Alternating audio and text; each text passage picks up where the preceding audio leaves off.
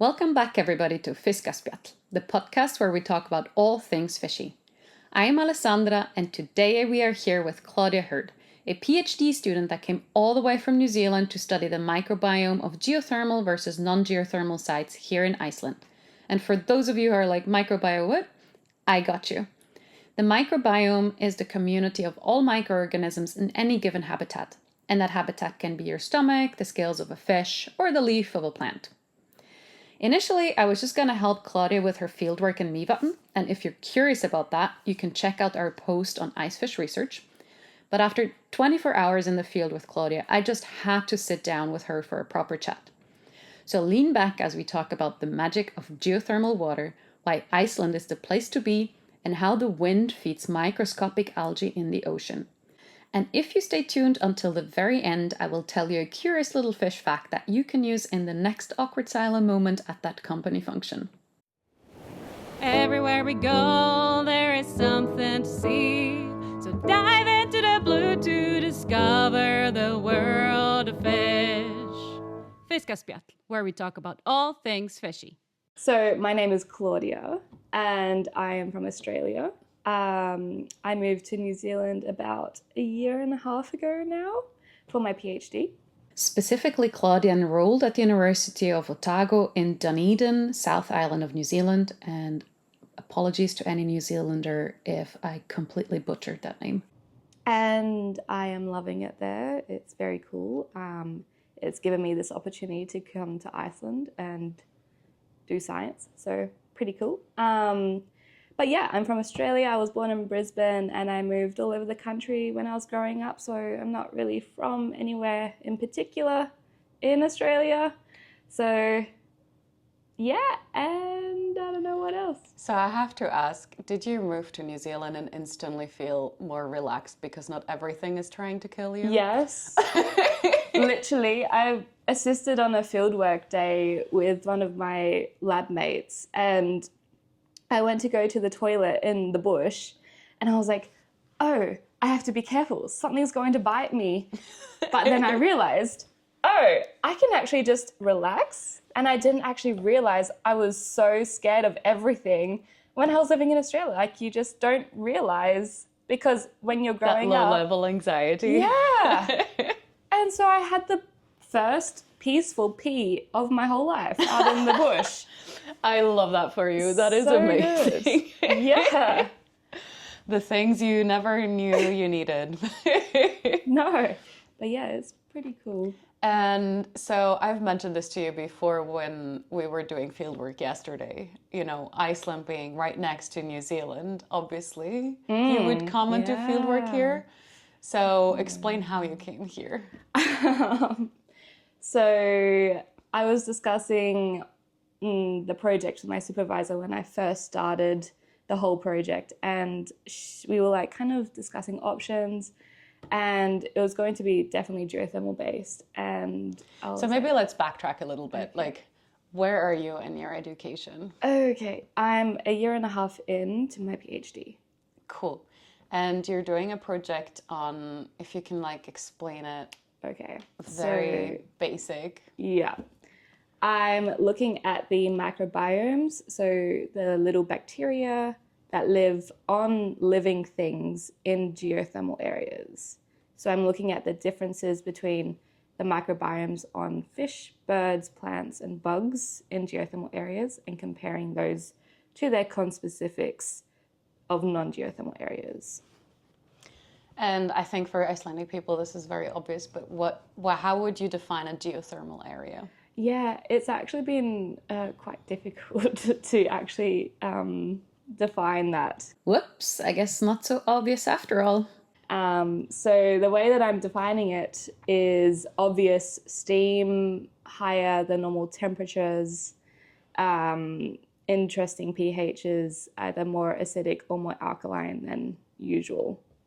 And of course, like boiling things and... Yeah. And what is your key goal? Like, what drives this project? Like, what is your question? What are you trying to show? Well, the hypothesis is that things that are living in geothermal areas are quote unquote healthier than their non-geothermal counterparts, because the sulfur released from geothermal areas might be beneficial in the external microbiomes. So you know how chickens are treated with sulfur powder in commercial settings and farms? I did not know that. Oh, well, they're treated with sulfur powder to get rid of their ticks and fleas and ectoparasites. Right. So the project was originally looking at ectoparasites, and one of the summer... An ectoparasite just being a parasite on the outside of an individual. Yeah. So like a tick or a flea, lice. Yeah. And a summer student looked into that, and she didn't really find any differences in the abundance between geothermal and non-geothermal. So we kind of pivoted that into looking at the microbiomes and seeing if there is like a more subtle difference. Yeah. Yeah. Now, if you find that there's like clear differences between the two areas, what would be like your conclusion? What would be the next step? Like, where would this lead you? I'm not too sure. I'm like trying not to get my hopes up too much. So I'm trying not to think about it. But I think it would be really cool if we did see a difference. And I feel like it would be a pretty important finding, not to toot my own project's horn.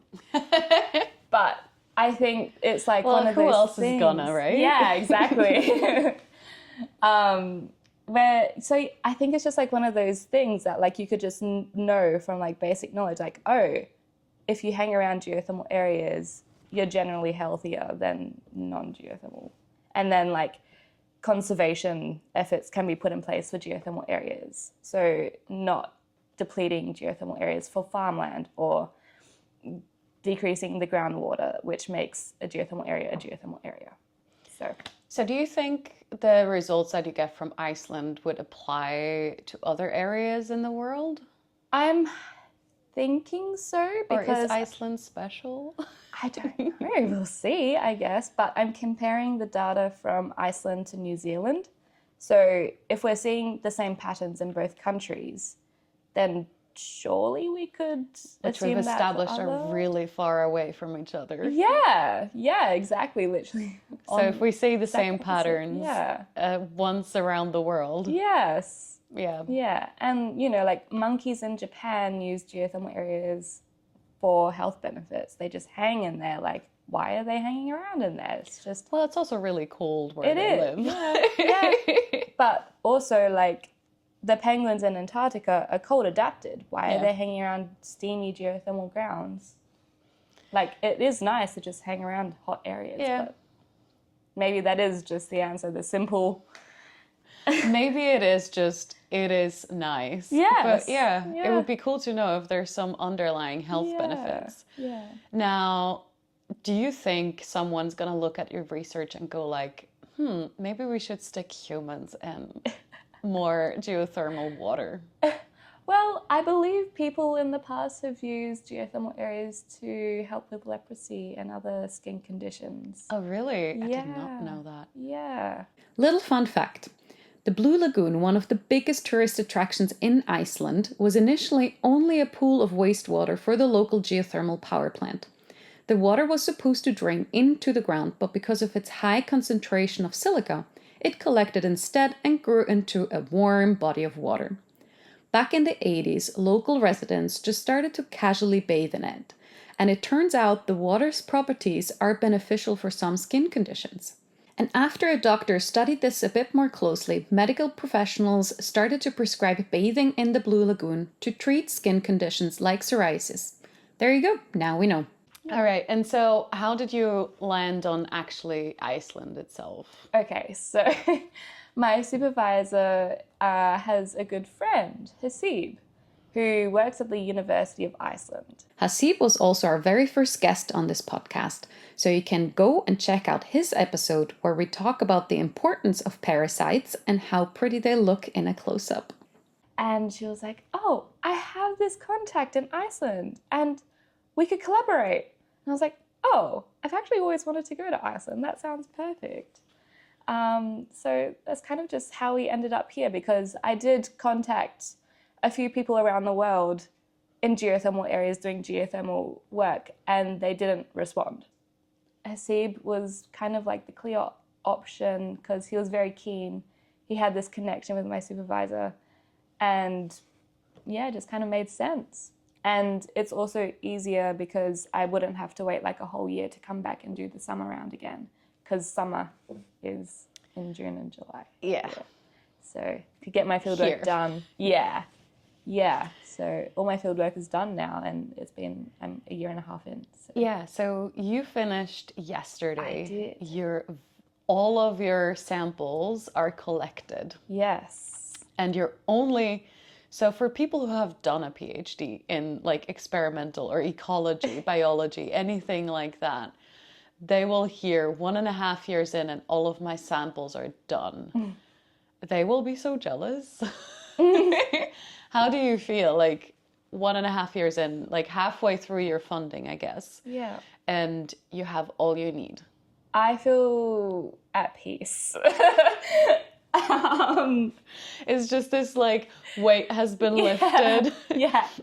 Things cannot go wrong anymore. Like, you know. I don't need to worry about spilling the ultra pure water in the field and not having any, like, just little things like that. You have to be like always aware. Like, oh, am I going to use this much? Like, am I going to run out later on? It's just like. I'm telling you, nothing worse than running out of your consumables in the field. Imagine you're out camping and you want to cook your dinner, but you ran out of food, and the next store is hours away. A nightmare. Because you brought all of your consumables. I did. From New Zealand? No. Okay. I just brought my gas analyzer and pH probe from New Zealand. It's a very expensive equipment. Yes.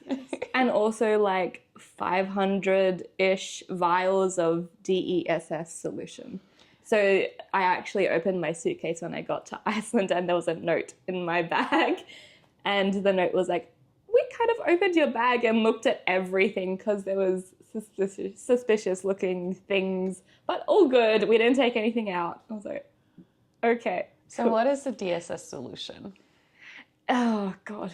It's an acronym. So it's basically a preservative that you can kind of take on the plane because it's not volatile or like... It's not just going to go up in flames. Yes. So it's just basically a salt solution. Okay. And the salt kind of enters the cells of the thing that So you're basically just pickling your samples. Yeah. And it's really good because you don't need a cold thing to put the samples in. So they can last like 48 hours-ish without being put in the fridge, which is really good for long fieldwork trips. It is. Okay. Yeah. Maybe just a little bit more on the personal level. Like, how did you get into this? This seems, whenever I talk to researchers, we're very passionate about it, but like, how did you get into that very niche little corner of the world and of the science world as well? Yeah. Okay, so I guess we'll start from high school? Wherever you want. Okay, so in high school, I didn't really like math at all, so I kind of dropped it. Right there with you. I loved science, loved chemistry, loved geography, loved English and art. So I was like, I'm going to be a scientific illustrator. And then I discovered that I had no artistic ability. Oh, that must have been so rough. Yeah, it's kind of like a humbling experience. But it's fine. You've bounced back. You've recovered. Yeah. So I was like, maybe I shouldn't do that because I won't actually make a career out of it. You actually have to be good at drawing. But I like the idea of it. And I like the science and the, Fun fact, I really hated math, and I didn't actually technically pass math finishing high school. And then at the university level, you have to pass all of your subjects. Yeah. and I had to pass math. And so I, for the first time, I guess, just sat down and really crunched, and I really got into it. Yeah, it's funny how things change over time. And then so you settled on, like, you liked science, but Yeah. what did you land on? Did you go and study biology or? Well, I was kind of like, ew, biology. I don't like that. I don't know. It wasn't appealing to me in high school for, I don't know, a few reasons. One being not calling out the school, but the teacher was not my ideal teacher for biology. And I think that kind of deterred me away. And the chemistry teacher at my school was amazing. Shout out Dr. Nobbs. Like, she lit a passion in my soul for chemistry. And yeah, I love it. So I think her and my geography teacher, Mrs. Bickley at the time, they kind of just like worked together, but they didn't work together, but they worked together in my brain. Okay. And I was like, oh, these people are awesome. I want to be like them when I grow up.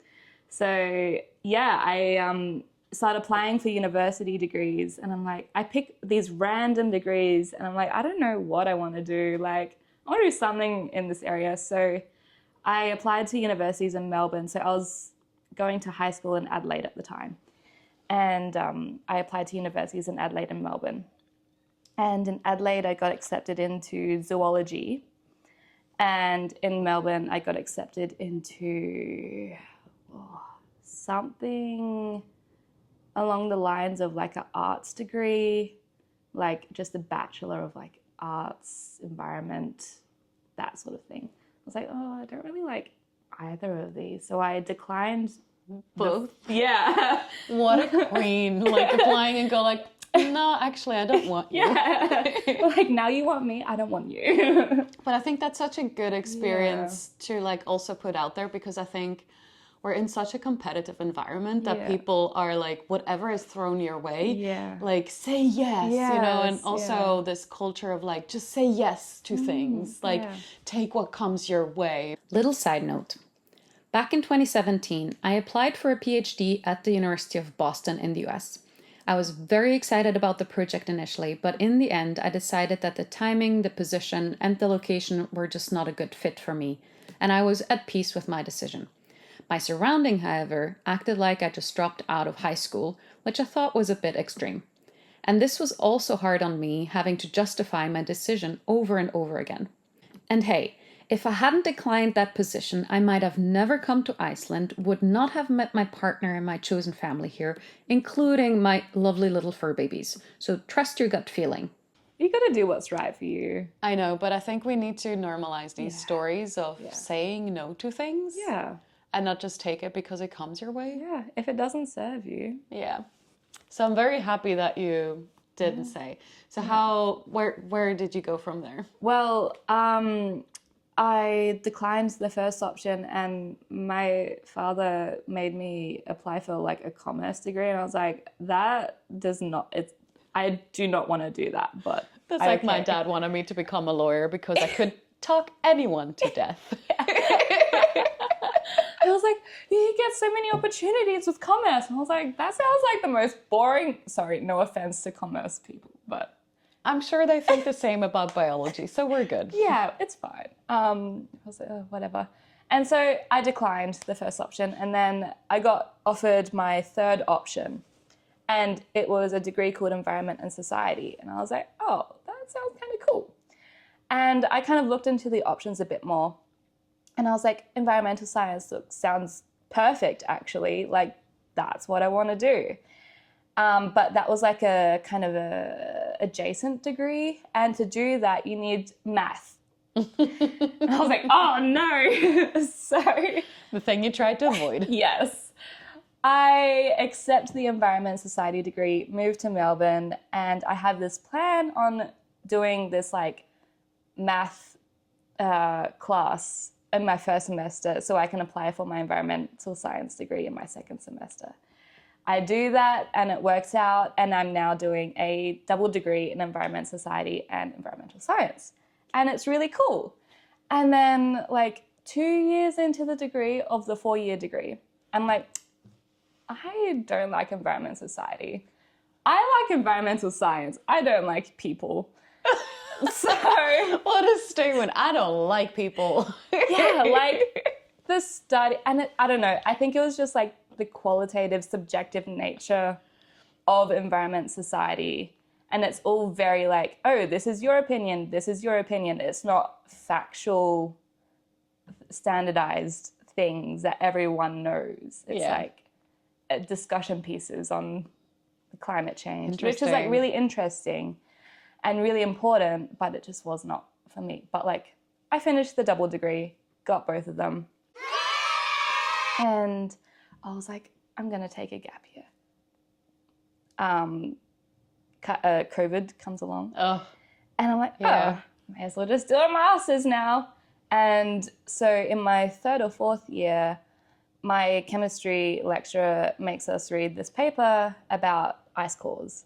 I'm like, that's so cool. And my passion for Antarctica lit up. And I was like, I want to go there. I want to do science there. That sounds so cool. Like you could look at the whole climate, well, not the whole climate, maybe, I don't know. But the climate, previous climates in the world through these ice cores. So can you just explain what an ice core is? Oh, yes. So an ice core is when you drill down deep, deep, deep into the ice and you bring it up and you kind of have this like core, just like the cylindrical thing. Like a long tube. Yeah, like a long tube. And it's just ice. And within the ice, there are gas bubbles and other really cool things. And they actually just got an ice core out of Dome C in Antarctica and brought it to the British Antarctic Survey. Yeah. Not that I'm following it at all. Well, as the recipient of, having been able to go on their research vessel, I got the down low on all of it. And I agree. They're so cool. And if I didn't already want to go, I definitely want to go to Antarctica. Yeah. And then I was like, I want to do that. And so for a year and a half in my undergrad, I was like looking into all of my options, really getting invested into like ice cores and gases and all of that. And then I got this studentship or like internship thing at CSIRO, which is a really cool science organization in Australia. And it was working with gases using a Picaro analyzer, which is like this big machine that you just look at gases with, but it's like, oh my God, that's awesome. And CSIRO had this like huge storage of just like gas bottles. Like, I am in heaven right now. But yeah, and then I also did an environmental consulting job in my undergrad. I'm just like exploring all of my options at this point. As you should. Yeah, and I'm like, this is cool, but it's not for me. I want to go into academia, I want to go into science more than industry. So maybe just for people, including myself, who don't necessarily know, what do you do when you do consulting as a researcher or as a science person? Yeah, okay, so you work... In your case. Yeah, you work in this office with a team and it's like more professional, like you have to wear nice clothes. I love that. That is the go-to thing. It's like, it is professional. Yeah. You're required to wear things without holes. And it was kind of like, like, I'm just like thinking now, like all the people in my lab literally wear Crocs and hoodies and like, that's where I want to be. Yeah. But yeah, in this consulting job, you had to dress nice. And because you're like seeing clients, which were people who were paying for you to analyze the contamination at their sites. So I was looking at water and soil and gases at these sites which were contaminated or like might have been contaminated. So I was out in the field a lot and it was very hot in Australia. And but you're still wearing the nice clothes? No, I'm wearing my high-vis gear, I'm wearing my boots, I'm good. But it's a really interesting job, but you're basically working at petrol stations and sites that aren't like in quote unquote nature, like you're not right. like experiencing. It's not what the you world in were that way. picturing. Yeah. Because when I think of like contaminated sites, I'm like thinking of this lake somewhere, you know, like I think this is, you know, the oil spill somewhere out or a leak somewhere. And then this is the mind that I get, and not a petrol station downtown somewhere. Yeah. That is definitely not what I thought. I actually looked at the petrol station like 2 minutes from my family home. I was like, oh, this is like in our groundwater? That's awesome. But yeah, it's like really important work because petrol stations leak petrol into the groundwater like a lot, more than people know. I did not know that. Wowza, yet another good reason to get off of fossil fuels. And it's just like all of these experiences leading up to my PhD have just fed into different parts of this project, which is so awesome. And I'm so grateful for all of these previous experiences that I said, like, oh, that it wasn't for me, but it was a good thing to do. So yeah, I quit consulting. I moved to Hobart to do my marine and Antarctic science degree. Where is Hobart? Oh, it's in Tasmania. Okay. It's in like an island south of Australia. Tasmania I know because of the Tasmanian devil, but I was like, where is Hobart? Yeah, it's the capital city of Tasmania. Learn something new. Yeah, and it's very similar to New Zealand, which is really nice. So it's like mountainous and really cool landscapes, kind of different from the rest of the continent, the mainland. So yeah, I went to my master's and did that there, and for my project I looked at gases, and I looked at the lithogenic deposition of dust in the Southern Ocean. Lithogenic being? Lithogenic is like from the ground, so like rocks and soil. So basically what blew from the mainland into the ocean? Yeah. Okay.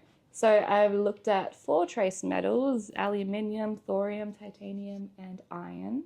And maybe some people might know that iron feeds marine phytoplankton. Phytoplankton are microscopic algae that usually float in the upper part of the water column, as they need sunlight to live and grow just like your house plant does. They also, quote-unquote, eat nutrients like nitrate, sulfur, and iron. And that's what keeps things kind of going, like at the very first level of primary producers. So is that like, sorry, in my mind, somebody's like feeding ducks from the shore, except that it's the wind blowing iron in and plants grow? Kind of low-key, yeah. That's pretty much how it happens. Yeah. And the dust, the soil settles in the ocean, and then it kind of trickles down into the water column, and then the phytoplankton consume it. Like when you're feeding your fish in an aquarium, that little dusty bit. Okay, cool. Yeah. I didn't realize that the soil was such a key ingredient, so to speak, for the ocean. Yeah. Interesting. Yeah. Cool. Then let's just do like a couple of like quick questions. Yeah. So for the people out there that think biology is super boring. I now love biology, by the way. You know, maybe your younger self that thinks biology is stupid because maybe they had a teacher they didn't vibe with. How do you like to, because I know you're in science communication, so how do you try to get to those people? What do you mean? Very simple question. I know, like, what is your go-to, like, maybe you have a story or an example or something you like to show them to get them excited? Yeah. I kind of go with the route of like telling them all the things that are happening in the environment that I've seen, and usually it's not good things. Like, so you just scare them straight. Yeah. Because like people don't know, like they they hear these stories online and they're like, oh yeah, that doesn't really affect me, right? And so it's like kind of distant. Yeah. And so if they meet a scientist in the field and they ask, oh, what are you up to? What are you doing? I kind of explain it like, oh, I'm looking at this because of this issue. And then you see their face change into like snapping into the real world, like, oh, there are issues going on around me, and oh, I'm exploring this area, but I'm just like taking photos of the pretty mountains and I'm not actually thinking about the consequences of human actions on the environment and things that are actually happening that I can't see. That is very cool that you get to do that. Yeah, I probably should like inspire them in a different way, but that's usually what I resort to. It's not probably the greatest. Somebody's got to do it, maybe. I don't know. Yeah. What is the best thing about doing a PhD for you? Like, what's your favorite thing? Oh, the fieldwork. All the fieldwork? The fieldwork can be very hard, and I think it takes a special kind of person to go into the field, because you literally have to think of everything. Like, you have to think of, do we have all the equipment? Where are the sources of contamination coming from? What am I going to write in my discussion? What, like, taking mental pictures of the environment for like describing these things to people in the future. And, oh, if this affects this thing, then maybe this affect, like, you just have to write notes and like kind of experience the environment in situ. Like, you can do so much background investigating into an environment, but when you're actually there, you have a different view on it, and then which you is get really cool. field assistants like me who ask a lot of stupid questions. No, never. And what's your favorite thing about your doing a PhD? All of the opportunities. Sorry, did I just ask what is your favorite thing? Yeah. I was Oh like, my God, okay, I was just gonna do I was so gonna start with what is your least favorite thing? Oh. So we could end on a high note. Oh, okay. So what is your, like, the suckiest thing about doing a PhD? Maybe the time constraints. Like, I'm always super aware that I need to finish within 3 years, otherwise I have to pay for my course, like for the time after that. And usually people don't graduate or like finish their PhD within 3 years. No, they get jobs and then they have 2 jobs, Yes. except only one of them pays. Exactly. My least favorite, it's just like, I don't know. Yeah, probably the pressure to like produce publications and all of that kind of admin work for like putting yourself out there and like trying to do good things for the university so they don't like boot you out. Oh my God. That's probably a harsh way of saying it. But yeah, I feel you, the pressure to produce whilst also doing all of the work and also still learning. You're still figuring this out and you need to figure out your style.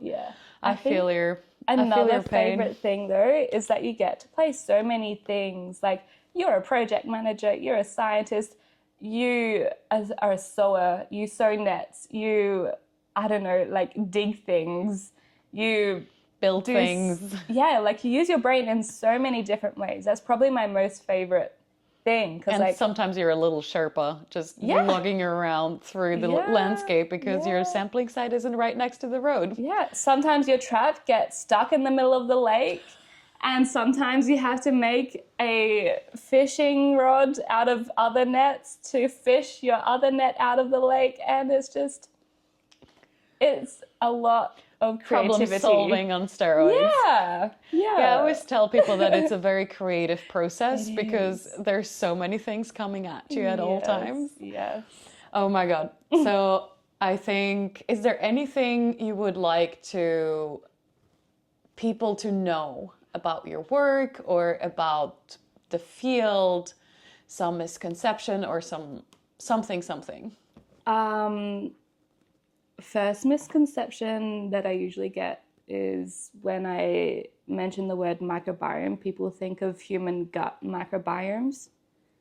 And I kind of have to explain that it's like biota that live in geothermal areas and it's their external microbiome.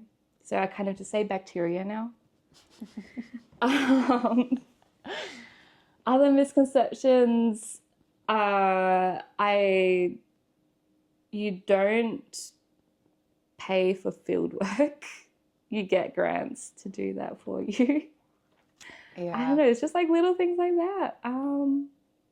What was the question again?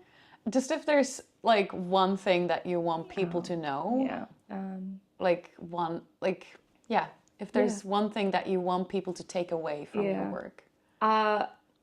Just care about the environment, care about the things around you, take notice of changes and patterns around you in the environment, and just like take it all in and get out there, be present, explore. Just open your horizons a little bit and you might be surprised about what you see. I don't know how to say that even better. That was so... Oh, why thank you. Very well put and very artistic, may I say. Oh, thanks. I'm using my creative part of my PhD brain. Well, maybe that artistic thing is still lingering underneath. You never know. Channeling it in a different way. You might come around to that art again. Yeah, we'll see. Well, you never thought you would do math, and here you are. Yeah, I got a HD, baby. Exactly. So I just want to thank you so much, and I will definitely keep up with you. Yes, thank you so much. And hopefully get to inform people about the results. It's such a slow burn in science, right? It is. You get people really hyped up, and then they need to wait years to know how the story ends. Yeah. And it's just going to be so awkward, like, oh, hey, you were my research assistant like 2 years ago. Just wondering if you want to like actually know what came of that. Yeah, no stress if you've moved on with your life though. Thank you all so much for listening today. Big shout out to my team at Icefish Research, Lieke, Michelle, Teresa and Gudbjörg. Thanks to Hasib for handling all the paperwork, and thanks to Háskóli Íslands for giving us their science outreach grant that makes this podcast possible. Thanks to Sandra Ribecki for designing our beautiful logo, and special thanks to Kaure, who trusts me with his incredibly cool recording equipment that allows me to go and talk to people everywhere. And our title song was written and recorded by myself. If you also want to support us, you can subscribe to our podcast on Patreon. This also allows you to submit questions and suggestions for future episodes, because yes, there will be a next season. You can also leave us a review on Spotify or YouTube for free. It really helps us grow. Follow us at Icefish Research on Facebook, Instagram, or Blue Sky, or visit our website at icefishresearch.com. And now, as promised, today's fishy fact.